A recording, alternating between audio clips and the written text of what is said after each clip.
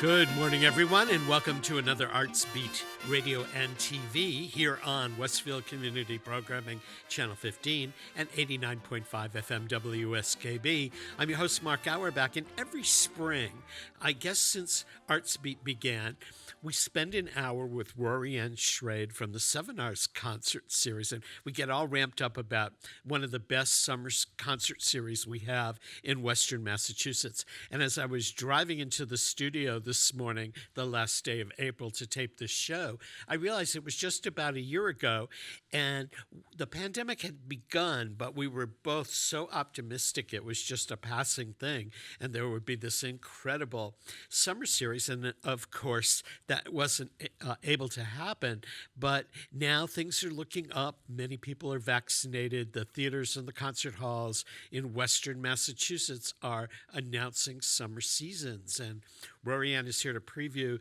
the 2021 summer season. But first of all, Rorianne, you survived the pandemic in New York City. How cool is that? Hi, Mark. It's beyond wonderful to see you, and especially after all we've all been through. I think the experience has intensified everything in life. It makes us more grateful for our friends. It makes us more grateful for music and for health and for life, if we were lucky enough to weather it. But it was terrifying. New York was terrifying. Um, the fear, the saying, there's nothing to fear but fear itself. Well, there actually were things to fear, but the fear itself was gripping the city, and the panic that spread like a contagion, as well. The lines in stores, the people running out of the city, just this mass exodus. It became like a ghost town. I had some errands to do to try to keep something resembling a festival going. We knew we would have to cancel, but I wanted some virtual transfers to be made to upload to our what would become our new YouTube channel. And I had to go down to the Times Square area, and it was absolutely like a post-apocalyptic scene with just a few disoriented people, myself one of those, sort of waddling around. We got very unused to walking around this city very quickly. Now we have to get used to being in it.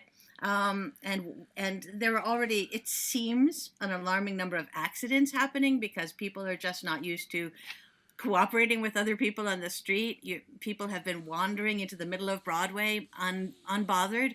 And now we've got the bicycles whizzing by and giving what I like to call free tailoring.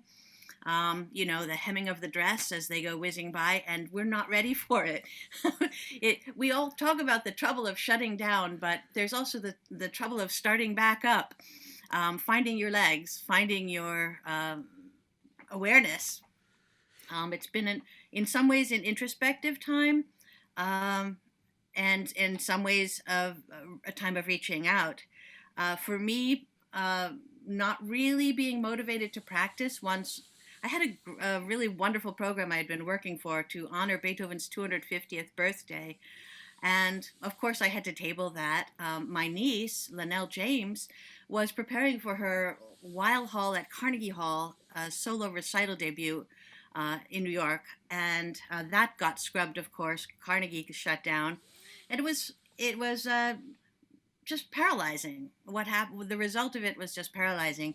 I know there are musicians that kept playing and streaming it out into the internet and all. To me, that's not really the same as live. And to practice for future concerts, which we didn't even know would happen, would have felt like fiddling while Rome is burning. We would have felt like Nero, basically, practicing away for a concert that might happen one day. So it was wild. What else do I have to say about New York? Well, the protests, of course, were added to the exciting mix every night at dinner time, and it was alarming. It was saddest, of course, knowing what happened with people in assisted living or nursing homes or rehab centers, and Yeah, I mean the horror of COVID happened all over the place, not really just New York, but Right. our industry of actors and designers and musicians, whether they're a musician like you that performs in recital and teaches and does chamber type of thing, or musicians that played in the pit bands of the Broadway musicals, or just the ones that played in restaurants and clubs and bars. Everybody was just shut down. And Yes. I wonder, I mean, I've talked to other people over the course of this last year that have been on Artsbeat, many of them who are from New York. Some left New York City, ended up here in the Berkshires and Western Mass, and are reluctant to go back to New York. They've either found themselves here or, in some cases, were able to carve out a niche teaching virtually or performing virtually, but decided that they would never go back to a city, which I find kind of unique. The other thing that's very strange here is a lot of people, when they started working remotely from home, realized they didn't have to live in New York. To work, and home sales in Western Massachusetts and the Berkshires have just boomed in the last year, with people from New York and Boston moving out into the country and now demanding that they find ways to get to New York. So a couple of weeks ago, we had some people from the train campaign on who are lobbying to build rail service from New York to the Berkshires, which I'm sure for you would make your commute back and forth to Sevenars a whole different thing. Yes, yes, it would be wonderful. Yes, the whole commuting issue. I suppose there have been mixed blessings in there, and we've all learned that, oh wow, we can teach from the comfort of our homes. Maybe not always so comfortable, and maybe the teaching has not always been so easy. First off, with my teaching load, it stopped very suddenly, and everyone scattered to other homes, to grandparents, to wherever they could go, and it was very scary. But then they started to get back in touch and want Zoom and want piano, and a couple of my students actually fled to Europe, and I thought, well, that's it forever. Bye bye. But they wanted lessons on Zoom. So now we've got, I'm teaching several of the students in Europe, and we're coordinating the different time zones. It's become a little bit nutty, but it's fun and wild. It's not something I'd ever expect. So that's been interesting. But New York, yes, it took a huge hit. I think it's crawling back. I think that the people in power have realized that it's much, much easier to shut everything down quickly than to reopen it quickly. And a lot of people had to switch professions, switch careers, find new lines. And when they announced recently Broadway will be reopening July 1st, I wanted to ask, have you told Broadway that? You know what I mean? It's just, you can't just turn it on and off like a faucet. There's rehearsal involved, there are bills to pay, there are halls to rent, there are productions to set up. It's a lot more work than most people realize. Yeah, I don't think people realize what it takes, for example, for you to put a chamber music series together. I was talking about Sevenars with some friends, and they said, well, all you do is call up the groups and say, can you perform on this date? But it really isn't that simple. I mean, Tell me the there's name of this friend. Tell me who this friend was.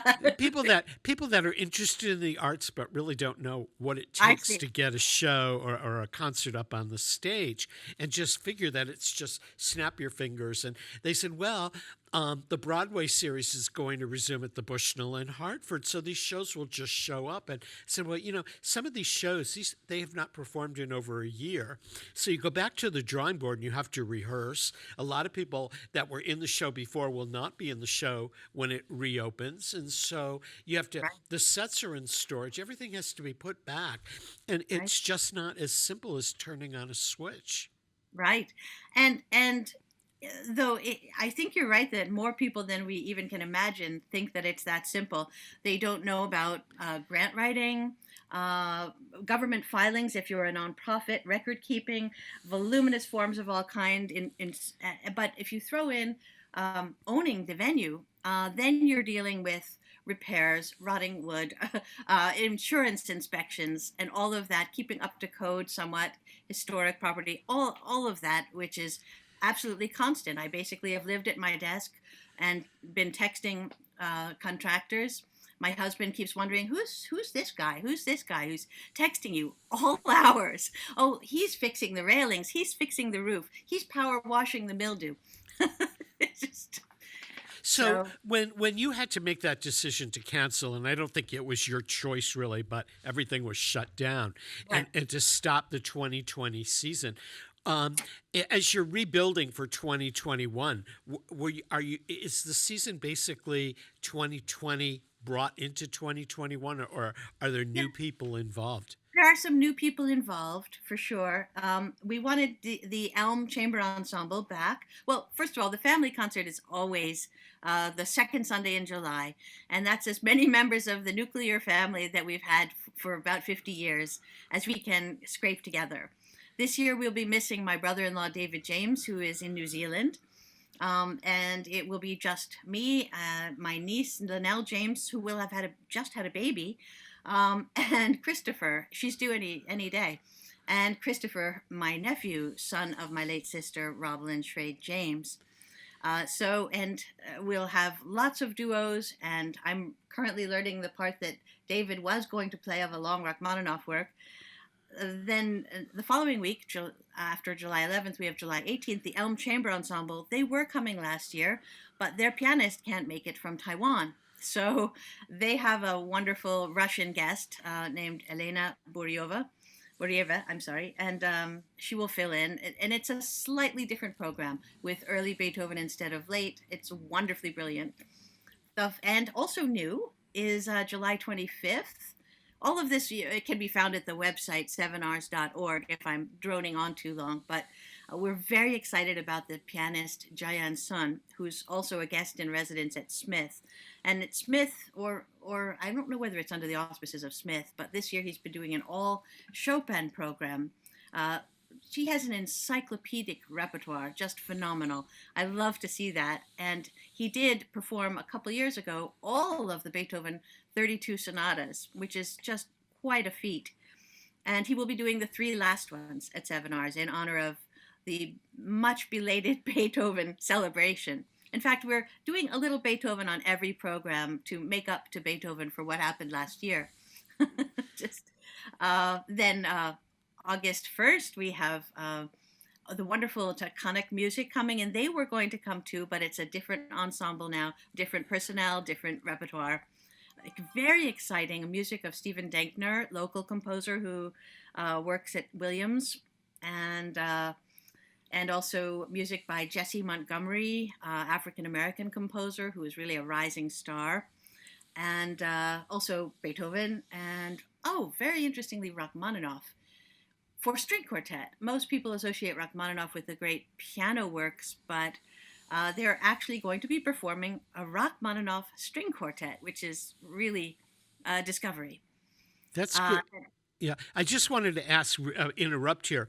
The concerts are indoors, right? But people will have to be socially distanced and wear masks, and you guys will all follow the CDC guidelines, right?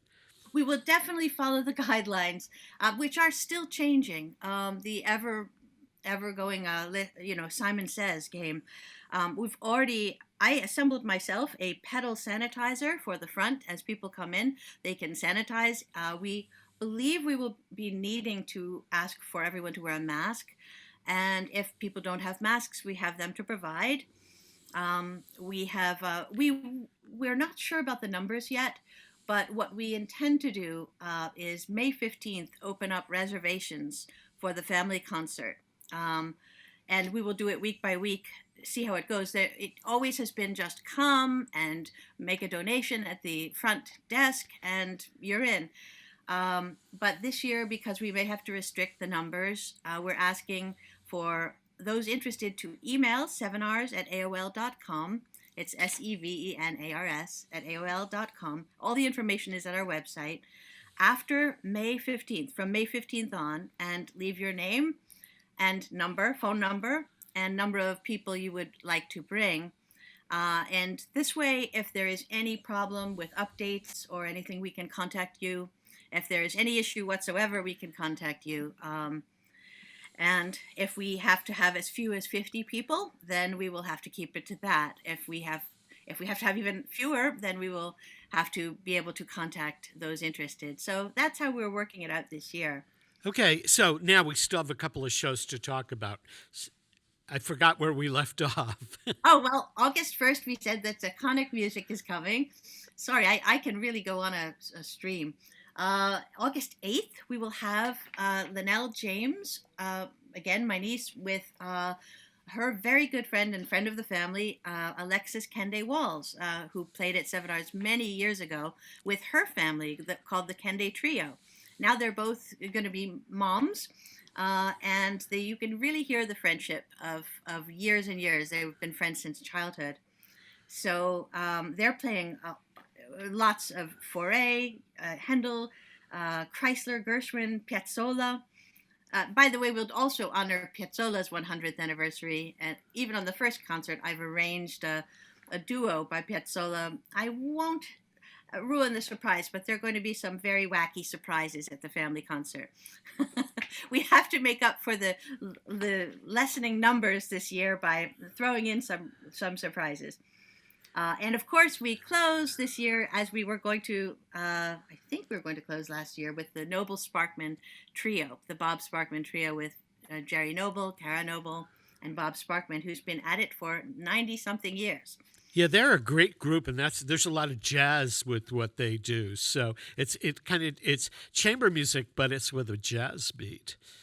Definitely. It's a very popular concert, and so I'm looking forward to all of these. They're really going to be yummy.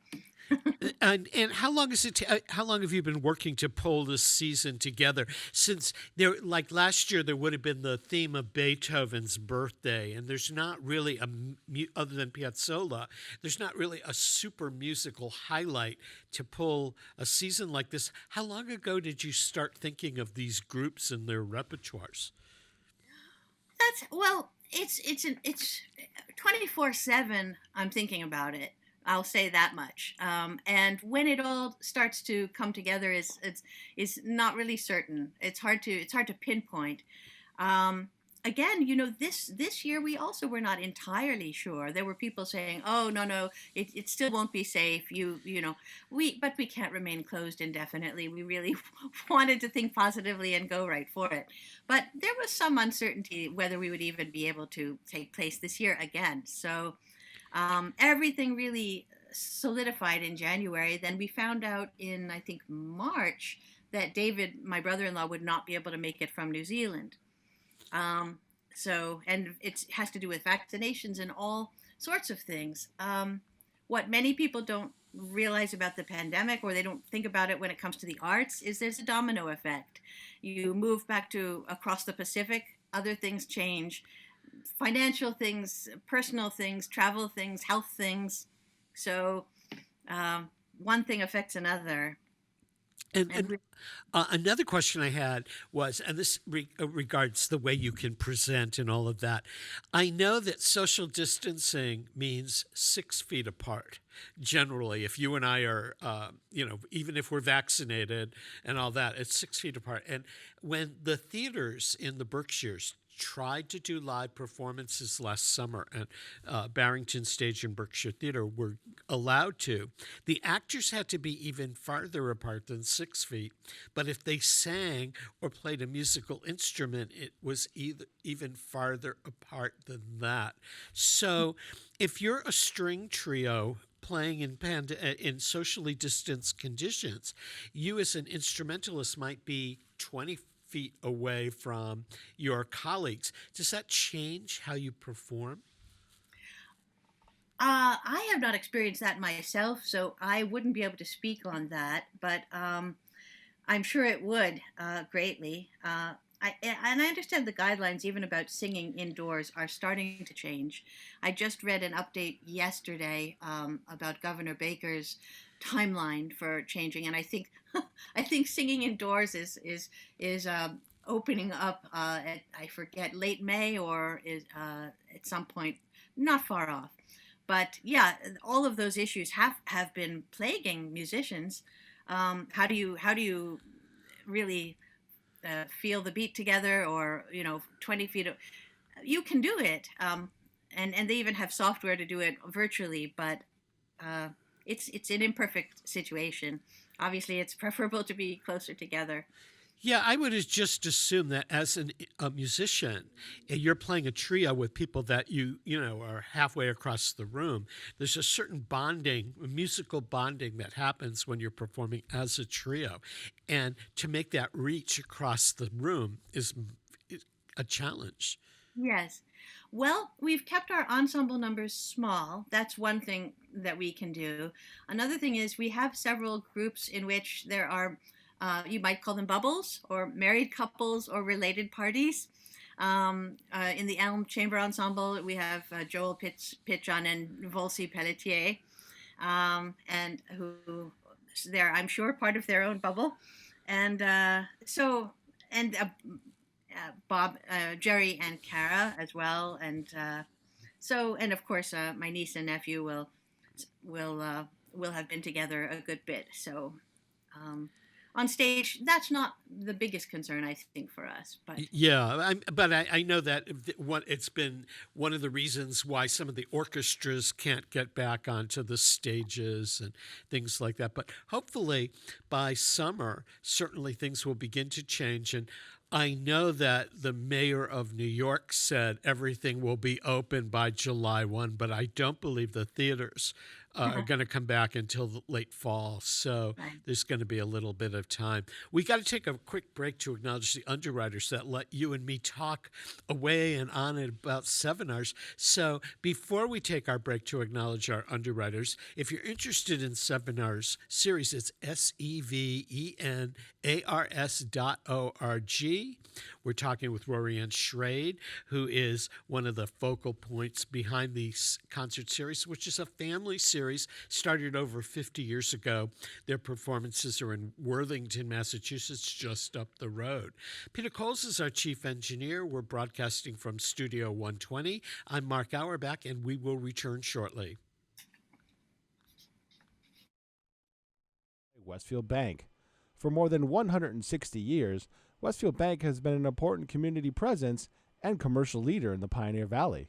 With convenient full banking services in Westfield, West Springfield, East Longmeadow, Agawam, Feeding Hills, Springfield, Southwick, as well as Enfield and Granby, Connecticut, visit us on the web at westfieldbank.org. Support for the community programming of WSKB is provided by the Barnes & Noble College Bookstore in the Ely Campus Center, offering Westfield State t-shirts, sweatshirts, and gift merchandise, all of your academic needs, and offering textbook materials in new, used, ebook, and rental formats. Available at the bookstore on campus or online at westfieldState.bncollege.com.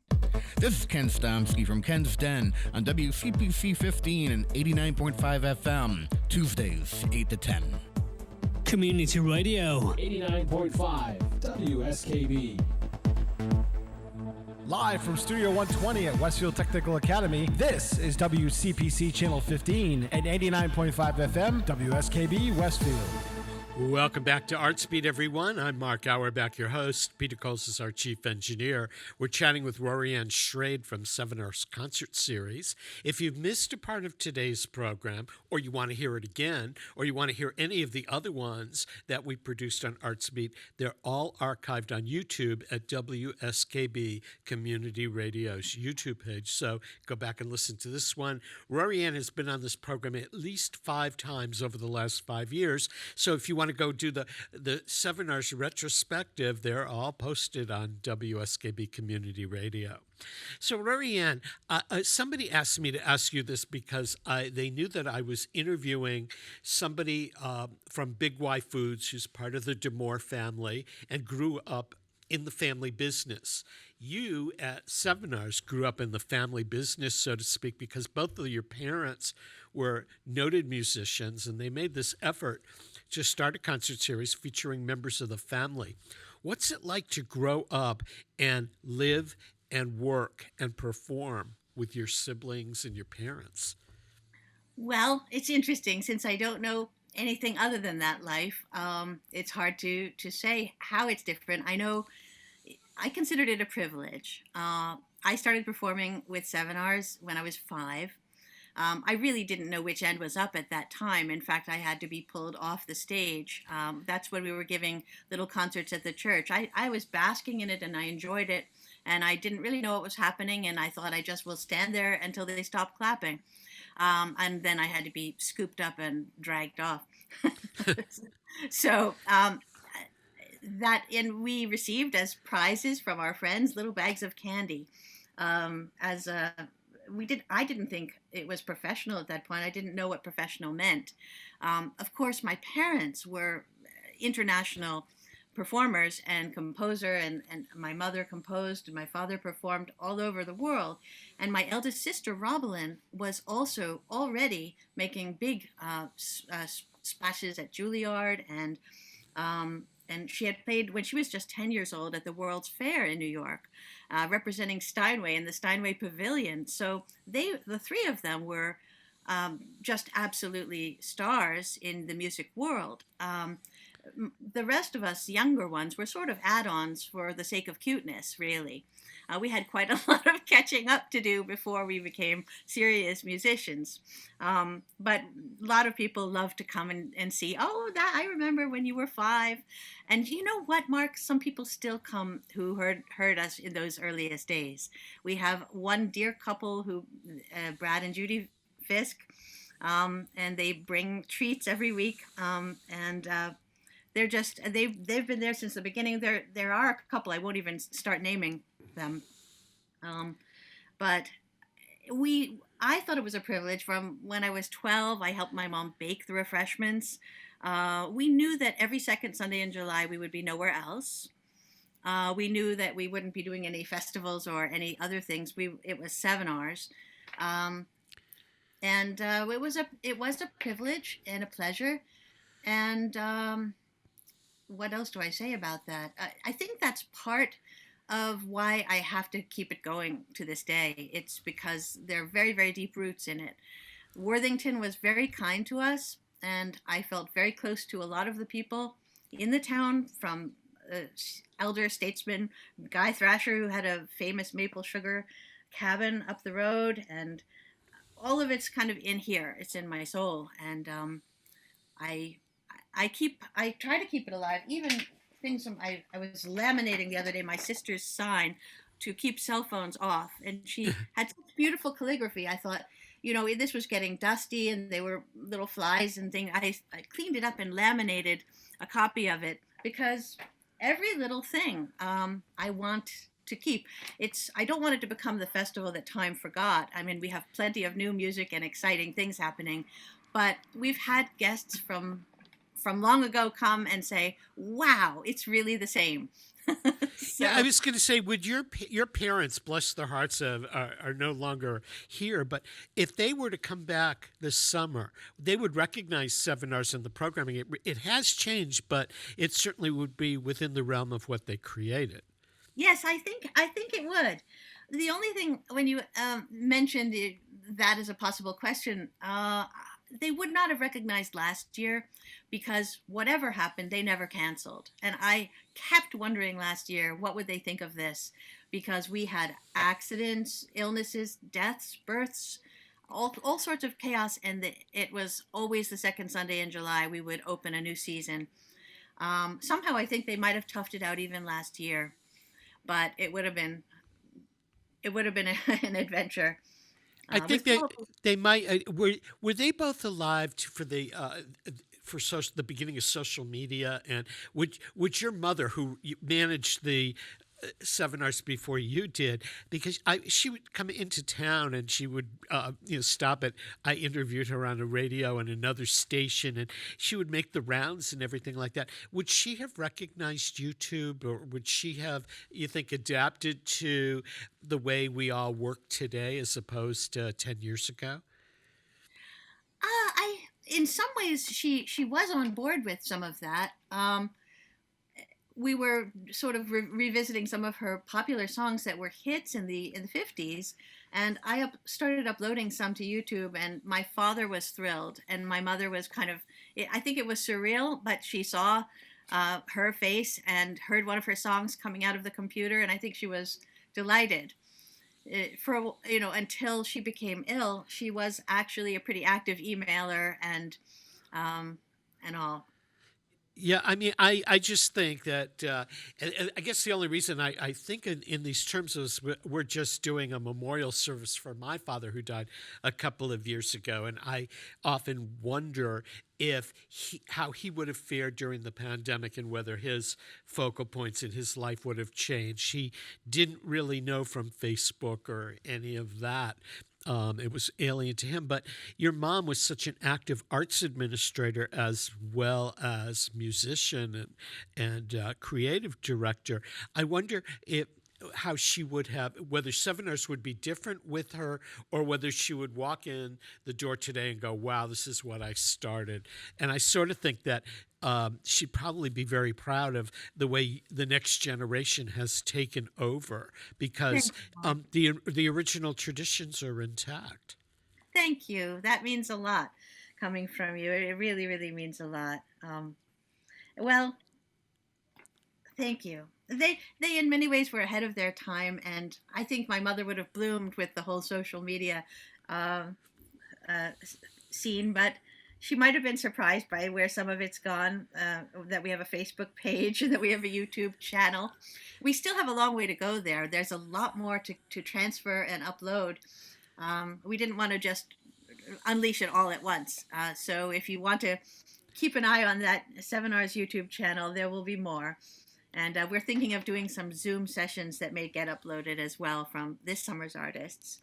So now that you've got this summer sort of in place, and I'm sure there's the nuts and bolts things of promoting it and making sure everything's open and up and running, are you starting to plan 2022 now and 2023, or do you take it 1 year at a time? Well, planning is sort of a glorious term for what's going on in our minds, which are flooded with options and some obligations. There are people that we've been in touch with long ago that we sort of have always said, oh, we're going to do this. And we want to follow through on any leads or not exactly promises. We want to follow through on any such hints from long ago. So there is a long, you might say, waiting list of options for next year. But we're open to new possibilities as well. Yeah, you've in part of the programming over the years, you've nurtured young up-and-coming artists. There was a young pianist, and I have forgotten his name. He's from George Springfield. George Fowler? I can't remember. He was from Springfield. He performed several years ago, maybe 10 years ago when he was like in high school, and then came back a couple of years ago. He's an adult. He's got a promising music career now. Has that been part of the mission to find the young up-and-coming talent? Definitely. Although the definition of young is wide-ranging these days because opportunities are slim and there are still undiscovered 30-year-olds. So, but the Eroica trio that we had for years was very young when they won Naumburg, and I don't know. I think some of the members came up before they won Naumburg, and my father was super. This is another tradition, actually. It goes back to when my father heard the African American singer Gwendolyn Bradley at a competition, and he thought, she's wonderful. Let's have her. And next thing you know, she was singing at the Met. So I'm not saying that Sevenars led to her singing at the Met, but finding fine musicians is part of it. Is Sevenars one of a kind, or are there other family chamber music series that started with the parents and moved on to the kids? I'm sure there are others. They may not be, cookie cutter the same as we are, but I know there are couples that run festivals and they have their children on board. I don't know how many generations it can continue. This is quite a challenge, but and of course this was named Sevenars because all of us had names beginning with R, and we all performed at one point. All seven of us 5 children of my parents, and my parents made the 7 of Sevenars. And then nieces and nephews and all. And so is that a requirement of all the Schrades that if you have children, they have their first names have to begin with an R? no, but interestingly, the baby that's coming on the way will have an R name. But my niece is Linnell, and my nephew is Christopher, and my brother-in-law is David James, and of course my husband, who's not really involved with Sevenars except that he saves my life over and over again, is Jeffrey. But So- he's technically a part of Sevenars because he comes up with you every weekend in the summer and helps out and does all kinds of good things. He does amazing things. He's a miracle, really. Yeah. He- A couple of years ago, you returned to the recital stage, and if my memory serves, you did your recital program at Sevenars and then took it to New York, or maybe it was the other way around. But you put your performing on hold the last year. So do you plan to go back and do any more recitals down the road? Oh, I hope so. Though I must say the sort of constant business, plus as many people are finding, just simply staying afloat and catching up from the past year, it has been enough. And now that things are settling in, I think I could start to gear up to do another big program live again. It's hard this summer with organizing around COVID restrictions and all, and so I think I chose wisely not to do a solo recital this summer. But Yeah. who knows? I may do something on Zoom later in the season when all the obligations ease up a tiny bit. Yeah. Although, then, yeah. And the other question I was going to ask is a lot of the performing arts organizations that are coming back have found it really difficult to financially get back on their feet. But Sevenars has always been very lucky to get a lot of grant funding from local arts councils and community organizations and individual donors and things like that. And they all stood by you last year when things were shuttered. Do you still are you still able to go to these resources for 2021? For 2021, I was going to say, if you're interested in hearing all 14 towns, I have a list here that I was going to thank them. We have a record 14 local cultural council grants this year, which is just, it's so deeply touching. We are so grateful. Plus, we have personal individual donors who have stuck by us. So we're deeply touched and deeply grateful, and they've made it possible. Why don't you share the names of some of the towns, because they're all in our listening area pretty much, and some of the people can pat themselves on the back because it's their town that's helping to support the series. Okay, and I will say that for any towns that I'm omitting, sometimes that is because the Cultural Council grant only does it within their actual physical town boundaries. So here's the list this year: Ashfield, Beckett, Blandford, Chester, Chesterfield, Cummington, Goshen, Huntington, Lee, Northampton, Plainfield, Southampton, West Springfield, and Worthington. And there even are a couple we haven't heard from that may be possibly added, but I would say 14 is really wonderful. It is. It really is. I mean, and it means that they feel that Sevenars is benefiting their town and the people that live in it. And, these town councils that make these determinations are made by citizens. It's not done by paid administrators. It's a volunteer effort to administer these town arts councils. So it says a lot for Sevenars. I think maybe they also realize that we're a volunteer effort. And from way back, my dad, who had played all over the world, was parking cars. And my mother, who had hit songs, was greeting people and serving punch. And my dear sister, who had also won endless competitions, was planting the garden and keeping things looking lovely and doing umpteen things. So, and it continues. I mean, we all have to wear many, many hats. What were some of your mother's hit songs? Oh, well, one of her first ones that I think got her on the map, she was When the Train Came In, which was sung by Teresa Brewer. She had some sung by the Bachelors. J.P. Morgan, not the bank, but the Jaye. Yeah, it's the one that was on all the game shows. Yes, and I think, oh, was she? Yeah. You know everything, Mark. You know everything. No, And I mean, I just remember as a kid watching her like on What's My Line or any of the TV game shows. There was always J.P. Morgan. wow, we have to continue this some other time. Yeah, we And do.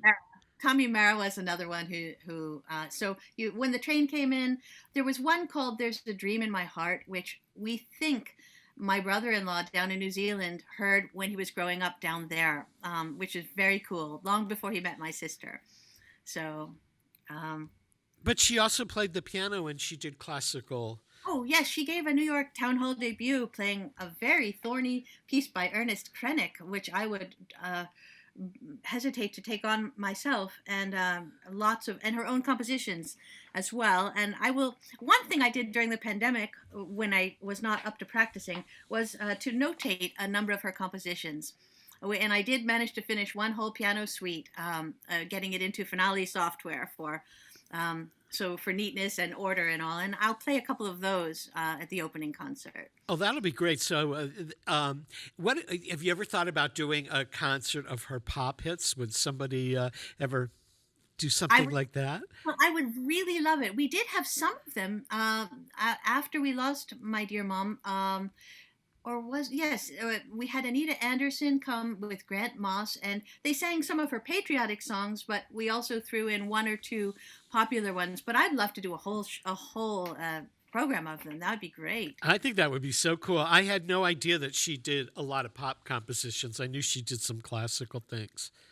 Well, you got to pay the bills. Yeah, exactly. We're going to take another break. Speaking of paying the bills, we're going to take another break here to acknowledge the underwriters that make programming here on Westfield Community Programming Channel 15 and 89.5 FM WSKB possible.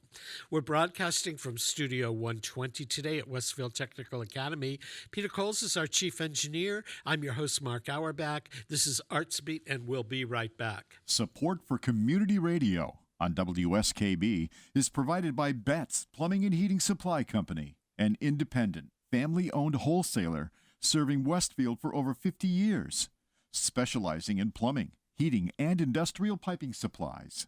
On the web at bettsplumbing.com or at 14 Coleman Avenue in Westfield. Support for the community programming of WSKB is provided by the Dunkin' Donut Shops of Westfield and the Sardinia family. It's nice to know that even as the world changes, Dunkin' Coffee remains the same at 7 convenient locations throughout Westfield. Join us every Thursday morning from 6 until at least 7:30. Check out the Bobby G and Company Show right here on WSKB 89.5 Community Radio. 89.5 WSKB. Live from Studio 120 at Westfield Technical Academy, this is WCPC Channel 15 and 89.5 FM WSKB Westfield. Welcome back to Artsbeat, everyone. I'm your host, Mark Auerbach. I'm getting this fabulous opportunity to chat with Rorianne Schrade from the Sevenars concert series, which starts in July. It's on Sunday afternoons. It's in Worthington, just up the road. And for details on all of the performers and the music being programmed, sevenars.org, and that's SEVENARS.org. And if you haven't figured out what Sevenars means now, there were 7 members of the Schrade family whose first names began with R, and once upon a time they all performed together, and Rorianne was one of the 7 and has continued the family business, so to speak, for all these many years. When you must be really excited now that spring is in the air about getting back to Worthington. Well, we've been back to oversee some repairs and things, and I can't wait to really get my hands dirty fixing more things and getting ready. We can't right at the moment, but yes, absolutely. Can't wait to start doing everything I possibly can to get things in shape. Although I must say, we have a couple worries, whether we're going to finish the painting in time, whether we're going to finish certain repairs in time. And I've been asking myself late at night as I stay awake, will this be done by the opening concert, July 11th? And I realized I must calm down because it is about the music. And if people see a little board, a little beam, a little chip, a little moss, a little weed growing here and there. It's not. It's going to be so special just to share music together. It's going to be, I think, kind of cathartic after all we've been through. So.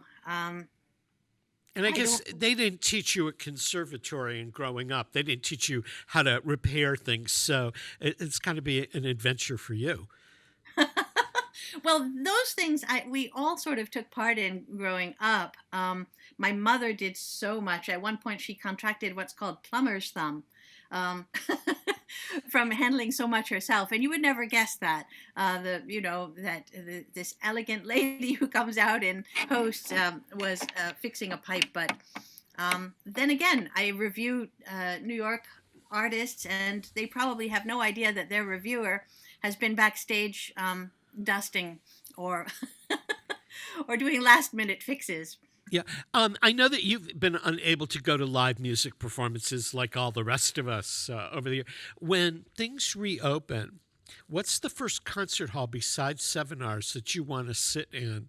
And what piece of music do you want to hear live the most? Oh, wow. What a great question. Well, I think hearing a live orchestra is right up there. But it's going to, just hearing a solitary pianist on stage is also extremely moving to me. So Carnegie Hall, Alice Tully Hall, probably Carnegie though, to hear a solo pianist will mean the world to me, because the whole nature of solitary music making is something we all could relate to. We've all been alone together. Exactly. And I think that music is incredibly meaningful when it reaches an audience that has been alone together. Yeah. I mean, I missed, because I cover theater as my primary art form, and of course there has been very limited amount, although there's been stuff streamed. Last Thanksgiving, Berkshire Theater Group did an outdoor performance of Holiday Memories by Truman Capote, and it ran outdoors for the month leading into Christmas. And it was like you were going to a football stadium, you wrapped up in layers of blankets, and you took your flask and everything. And none of that inconvenienced or bothered me because I wanted to see live theater. Yes. I've seen stuff streamed. I mean, the Met has done such a great job in providing free operas every night to people. There's been a lot of theater activity that's been created for virtual viewing and stuff like that. But for me personally, when things lift, I want to go see a Broadway musical.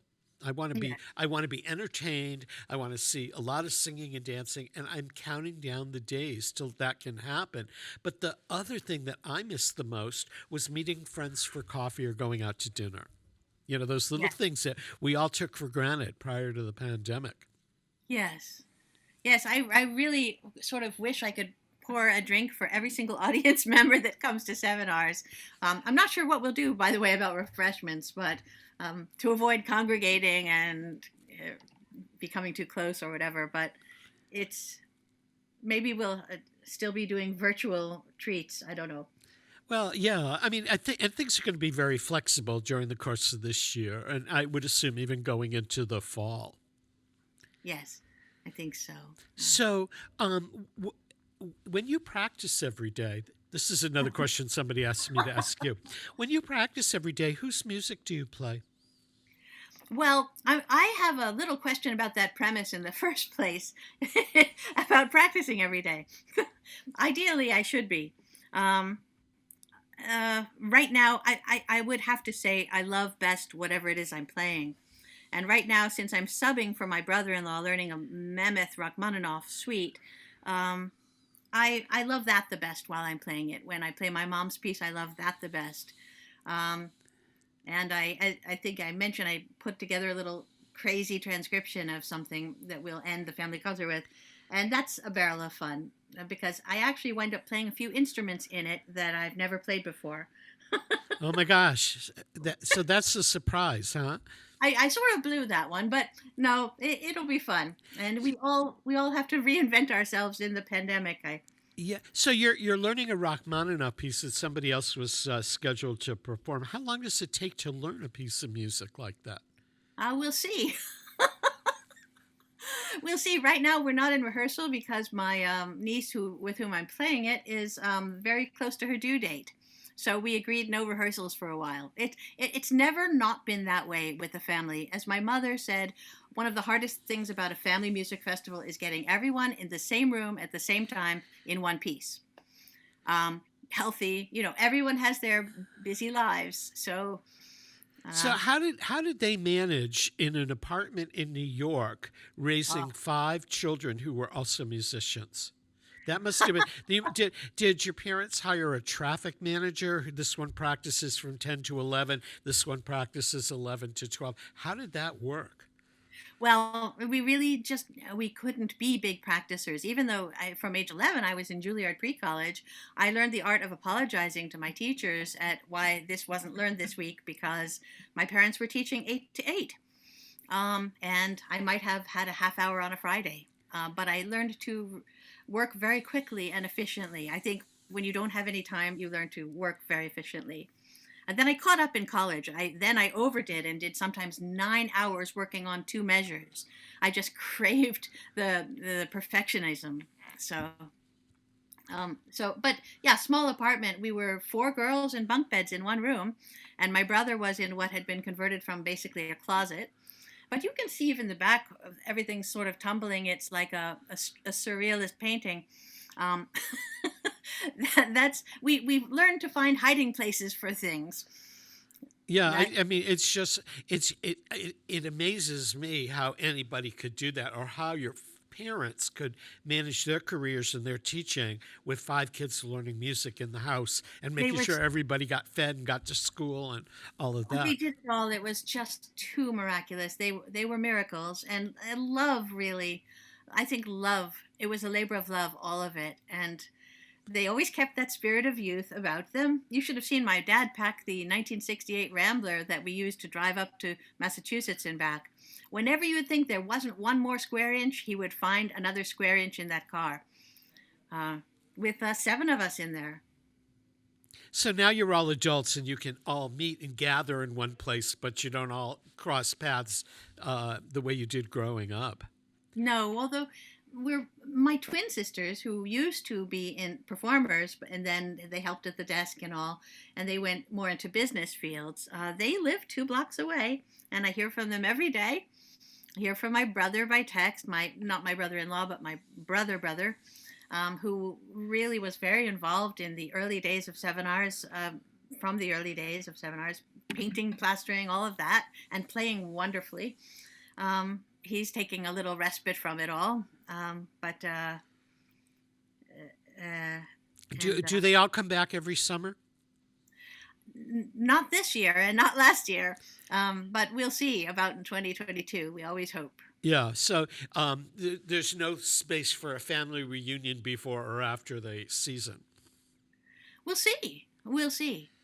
Yeah. Do you have any, if everything comes according to plan, do you ever think of expanding the series for more weeks or having a Sevenars in New York, or is this summer thing enough for you? Well, we have had some activity in New York. We had, until the pandemic struck, we had an outreach program going, and we had some performances in hospitals and that were in New York and also in Massachusetts. And I would love to do that, to make that year-round.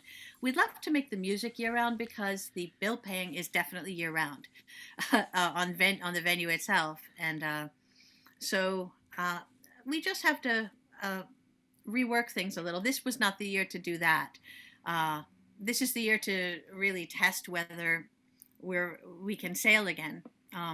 But really, I would love that. To branch out. You know, Rorianne, we're out of time. And when you get up here this summer, we are like way overdue a cup of coffee and all of that. Yes. So we have to make good on that. But in the meantime, folks, if you're listening today, want to learn more about the Sevenars series and get tickets and find out about the guest artists that are performing, they're online at sevenars.org. And you'll also find Sevenars on YouTube and on Facebook. So we have to wait till the second Sunday in July, right?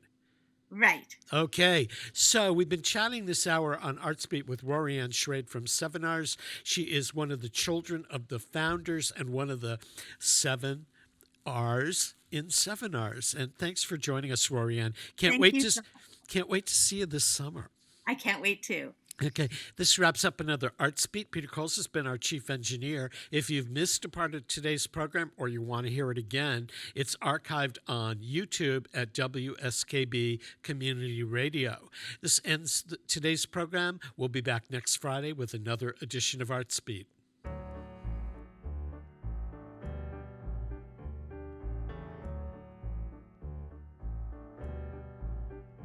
You can gripe all you like. You can sneer, where are the heroes? You can shout about how everything's a lie.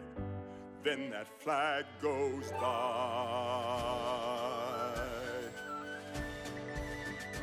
You can snipe at the greed, at the need to be a winner, at the hype you keep hearing from on high. And you think, why try? And you wanna cry. Then that flag goes by, and you think, that's why. That's the best idea. That's a really good idea. What you wanna do is brag. I'm part of that. Yeah, I know it's just a flag, okay, but still, for a minute you say, hey, we could, we will fix everything tomorrow. For a minute you're aware, you're feeling proud, and then suddenly you're staring at the crowd, and you're thinking there's no link I can see. They're as different from me as they possibly could be. Then you see the idea.